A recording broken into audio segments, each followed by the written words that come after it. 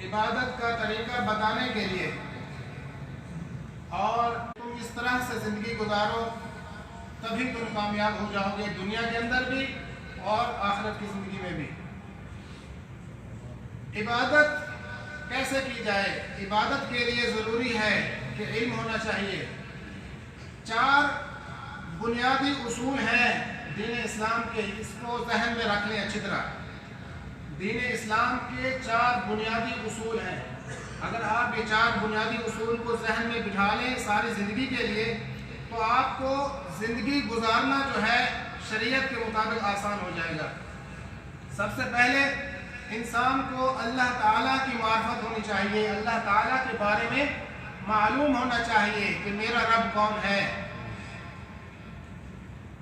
اور میرا رب کیسا ہے، میرا رب کیا کیا کر سکتا ہے، اور وہ کون سے کام ہیں، کون سی صفات ہیں جو صرف میرا رب کر سکتا ہے۔ اگر ان صفتوں کو، ان کاموں کو میں نے اللہ کے علاوہ کسی بندے کی طرف، کسی اور کی طرف میں نے پھیر دیا کہ یہ بھی کر سکتا ہے، تو پھر ایسا انسان یقیناً جاہل ہے جو جہالت میں شرک کر رہا ہے۔ اس لیے ضروری ہے کہ سب سے پہلے ہمیں اللہ تبارک و تعالیٰ کے بارے میں علم ہونا چاہیے، اللہ کی معرفت ہونی چاہیے، اللہ تعالیٰ کی صفات کی معرفت ہونی چاہیے۔ یہ پہلا اصول ہے دین اسلام کا، کہ جو بندہ کلمہ پڑھتا ہے، مسلمان ہے، یا جو نیا مسلمان ہوا ہے، اسلام کے اندر کنورٹ ہوا ہے، اس کو چاہیے کہ سب سے پہلے اپنے رب کے بارے میں جانے، پھر اللہ کے رسول جناب محمد رسول اللہ صلی اللہ علیہ وسلم ان کی ذات کے بارے میں جانا جائے، اللہ کے رسول صلی اللہ علیہ وسلم کی معرفت ہونی چاہیے، اور اس کے بعد تیسرے نمبر پر دین اسلام کی تعلیمات کو دلیل کے ساتھ جاننا چاہیے۔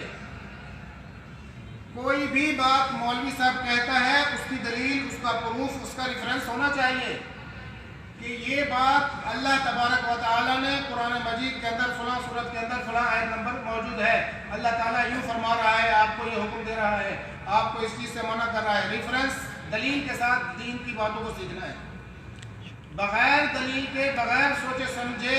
یہ یہود و نصارہ کا دین تھا کہ جو ان کے راہب، جو ان کے علماء بتاتے تھے وہ عمل کرتے چلے جاتے تھے۔ نتیجہ کیا ہوا؟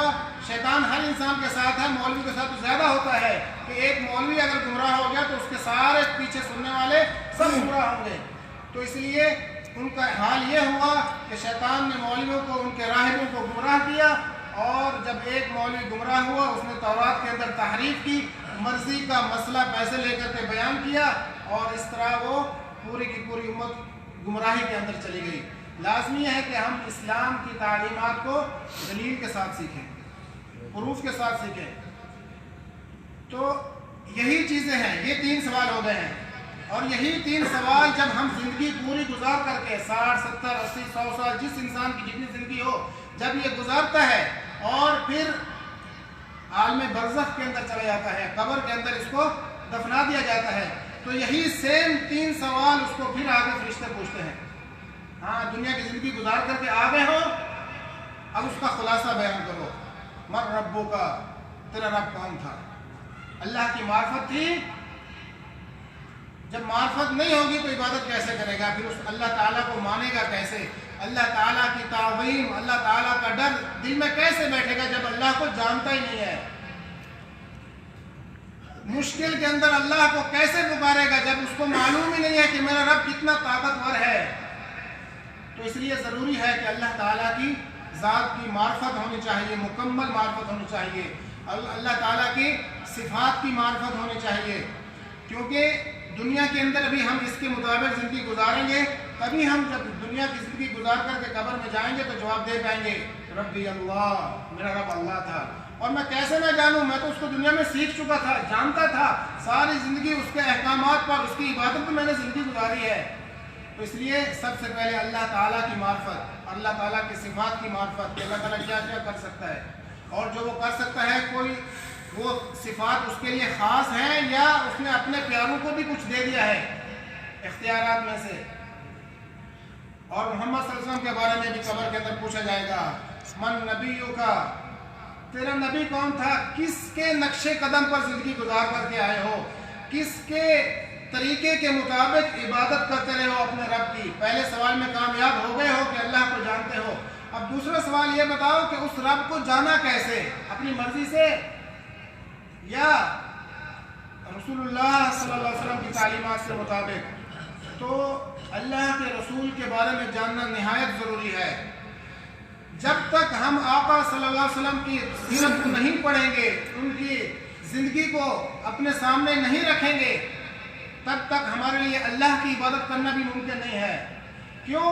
اللہ عبادت وہی قبول کرتا ہے جو محمد صلی اللہ علیہ وسلم کے نقش قدم پر ہو. اور جو بھی عبادت، جو بھی ذکر، جو بھی اذکار، جو بھی جس کو بھی آپ نیکی کا کام سمجھ رہے ہیں، اگر اللہ کے رسول صلی اللہ علیہ وسلم کی سنت کے مطابق نہیں ہے، وہ اللہ کے ہاں مردود ہے. من عمل عملا لیس علیہ امرنا فہو رد.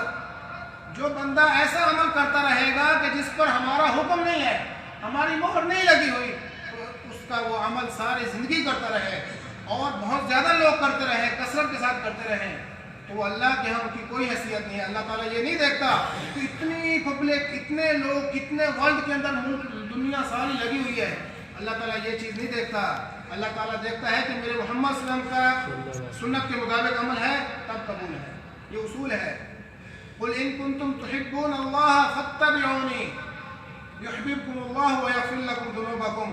اے میرے حبیب اپنی امت کو بتا دو، اگر اللہ سے محبت کرنا چاہتے ہو فاتبعونی، محمد صلی اللہ علیہ وسلم کے نقش قدم پر چلو، ان کی پیروی کرو. یحببکم اللہ، پھر اللہ تم سے محبت بھی فرمائے گا. وَيَغْفِرْ لَكُمْ ذُنُوبَكُمْ، جب تم سنت کے مطابق اعمال کرو گے اللہ تم سے تمہارے گناہوں کو بھی معاف کر دے گا. تو نبی اکرم صلی اللہ علیہ وسلم کے بارے میں جاننا نہایت ضروری ہے. آقا صلی اللہ علیہ وسلم نے کس طرح سے زندگی گزاری، یہ جو پورا قرآن 30 پاروں کا نازل ہوا، کون کون سے آیات کن کن موقعوں پر کون کون سی صورتحال میں نازل ہوئی، پھر صحابہ نے کس طرح فوراً اس پر عمل کیا، یہ جاننا ہمارے لیے نہایت ضروری ہے. تبھی ہمارے لیے آسان ہو جائے گا. کتنے تاجر ہیں جو کہتے ہیں کہ جھوٹ نہ بولو تو کام نہیں چلتا، سود نہ لو تو کام نہیں چلتا. ان کو کون بتائے گا کہ جب شراب کی حرمت کے آیات نازل ہوئی تو صحابہ کرام شراب کے عادی تھے، کیونکہ حرام نہیں تھی، حلال تھی. ہر کوئی گھر میں بناتا تھا، پیتا تھا، مہمانوں کو پیش کرتا تھا. جیسے ہی شراب کی حرمت کی آیات نازل ہوئی، صحابہ کرام فرماتے ہیں کہ ایسا لگتا تھا سیلاب آ گیا ہے مدینے کی گلیوں میں. سب نے فوراً اپنے مٹکے، اپنے جو خزان بنائے ہوئے تھے اس کو رکھنے کے لیے گھر میں توڑ کے پھینک دیے، گھر راستوں میں ضائع کر دی کہ آج کے بعد اس کو منہ نہیں لگانا، ہاتھ نہیں لگانا. ایسا لگتا تھا مدینے کے اندر سیلاب آ گیا ہے. کسی نے پھر اس کے بعد دوبارہ سوچا نہیں کہ میں تو پرانا عادی ہوں، میرا اس کے بغیر گزارا نہیں ہے، مجھے تو ڈاکٹر نے بطور دوا لکھ کر کے دی ہے. یہ بہانے کسی نے نہیں بنائے. تو اس لیے میرے بھائیوں ہمیں چاہیے کہ ہم آقا صلی اللہ علیہ وسلم اور آقا کے صحابہ کی زندگیوں کو اپنے سامنے رکھیں گے، تبھی دین پر چلنا اور عمل کرنا آسان ہو جاتا ہے. اور دین کے علم کو دلیل کے ساتھ سیکھنا، اس کے بارے میں بھی قبر کے اندر پوچھا جائے گا، ماں دین کا، تیرا دین کیا تھا؟ میں مسلمان تو تھا، کلمہ تو پڑھتا تھا، لیکن دیکھا دیکھی میں عمل کرتا رہا، دیکھا دیکھی میں عمل کرتا رہا، حتیٰ کہ میری زندگی ختم ہو گئی. کبھی میں نے تحقیق نہیں کی، کبھی میں نے قرآن کو غور سے، تدبر سے، ترجمہ سے پڑھا نہیں. تو پھر کیسے میں قبر کے اندر کہہ سکوں گا دین یا اسلام، میرا دین اسلام ہے، جبکہ میرے اعمال سارے ہی رسول اللہ صلی اللہ علیہ وسلم کی مخالفت میں، بدعت کے اندر شامل ہوتے ہیں. اور ایسا بندہ جس نے دین کو نہیں سمجھا، دین کو خود سے دلیل سے نہیں سیکھا، دیکھا دیکھی میں عمل کرتا رہا، میرے باپ دادا میرے بڑے یہ عمل کرتے تھے میں بھی کرتا رہا ہوں، وہ کیسے غلط ہو سکتا ہے؟ اتنے بڑے بڑے لوگ کہہ رہے ہیں، ہمارے بڑے کرتے چلے آ رہے ہیں، ان کے پاس علم نہیں تھا، ان کے پاس عقل نہیں تھی، ان کو کچھ سمجھ نہیں تھی، ہم زیادہ سیانے ہو گئے ہیں، ہم تحقیق میں لگ جائیں. نہیں، دین کو دلیل کے ساتھ سیکھنا ہوگا. حدیث ہے اس کا حدیث کا نمبر ہونا چاہیے، حدیث کی کتاب کا پتہ ہونا چاہیے، صحیح ہے، حسن ہے، ضعیف ہے، اس کا پتہ ہونا چاہیے. علماء کرام نے، محدثین نے پوری زندگیاں اسی لیے لگائی ہیں تاکہ آنے والے لوگوں کے لیے آسانی ہو جائے اور کوئی یہ بہانہ نہ کر سکے کہ ہمیں کیا پتہ، حدیث تو ضعیف بھی ہوتی ہے، حدیث تو حسن بھی ہوتی ہے، حدیث تو صحیح بھی ہوتی ہے. تو اس لیے تحقیق ہو چکی ہے، آپ نے صرف تھوڑی سی محنت کرنی ہے، پوچھنا ہے، چیک کرنا ہے بس. تو جو بندہ दुनिया के अंदर देखा देखी में अमल करके जाएगा तो वो जब फरिश्ते पूछेंगे मा दीन का, तेरा दीन क्या था, कहेगा हा हा ला अदरी, मुझे क्या पता, मैं नहीं जानता, मैं तो देखा देखी में अमल करता रहा, जैसे लोग करते थे मैं भी करता रहा। तो फरिश्ते उसको जवाब में कहेंगे ला दरैता वला तलैता, ना तो तुमने पढ़ा अल्लाह की किताब को, आका सल्लम के फरामीन को, और ना ही तूने जाना। तू पढ़ता तो जानता ना, तूने पढ़ा ही नहीं, तूने तहकीक ही नहीं की, तूने दलील पूछी ही नहीं मौलवी साहब से, तूने किसी मौलवी से जाके पूछा ही नहीं कि ये बात जो आपने बयान किया, ये जो मैंने सुनी है फलां नेट पे मैंने पढ़ी है, इसकी असल क्या है, इसके सही क्या है, गलत है, सही है, तहकीक नहीं की, बस देखा देखी लगे रहे। और आज तो देखा देखी बहुत आसान है, हर बंदा फेसबुक से दीन लेता है, किसी ने एक पोस्ट देखी उसको शेयर कर दी और वही दीन है, आगे मक्खी में मक्खी मारते जा रहे हैं और पीछे पता नहीं है कि असर है ही नहीं। तो इसलिए ज़रूरी है कि दीन को दलील के साथ सीखना है, देखा देखी में अमल नहीं करना, चाहे कितने लोग भी कर रहे हों। तो ये बुनियादी उसूल हैं दीन के, और इसका खुलासा अल्लाह तबारक व तआला ने एक छोटी सी सूरत के अंदर बयान फरमा दिया। फरमाया अऊज़ु बिल्लाहि मिनश शैतानिर रजीम, बिस्मिल्लाहिर रहमानिर रहीम, वल अस्र इन्नल इंसान लफी खुस्र इल्लल्लज़ीना आमनू व अमिलुस सालिहात व तवासौ बिल हक़ व तवासौ बिस सब्र। ये चार उसूल हैं दीन के, जिनको जानना ज़रूरी है। छोटी सी सूरत है, उसके अंदर अल्लाह तबारक व तआला ने चारों उसूल बयान फरमा दिए। ज़माने की कसम है, असर के वक्त की कसम है कि इंसान खसारे के अंदर है, घाटे के अंदर है। इल्लल्लज़ीना आमनू, वो बंदा खसारे से बचा हुआ है जो ईमान लाया है, और ईमान के लिए इल्म ज़रूरी है। फ़अलम अन्नहु ला इलाहा इल्लल्लाह, पहले तुम जानो कि ला इलाहा इल्लल्लाह क्या है, उसका इल्म हासिल करो। ला इलाहा इल्लल्लाह के शर्तें क्या हैं, ला इलाहा इल्लल्लाह का उसूल क्या है समझने का, उसको सीखो। फ़अलम, अल्लाह ने अपने पैगम्बर को हुक्म दिया कि तू इल्म हासिल कर, जान, सीख, अन्नहु ला इलाहा इल्लल्लाह, कि बेशक अल्लाह अकेला वाहिद माबूद बरहक है।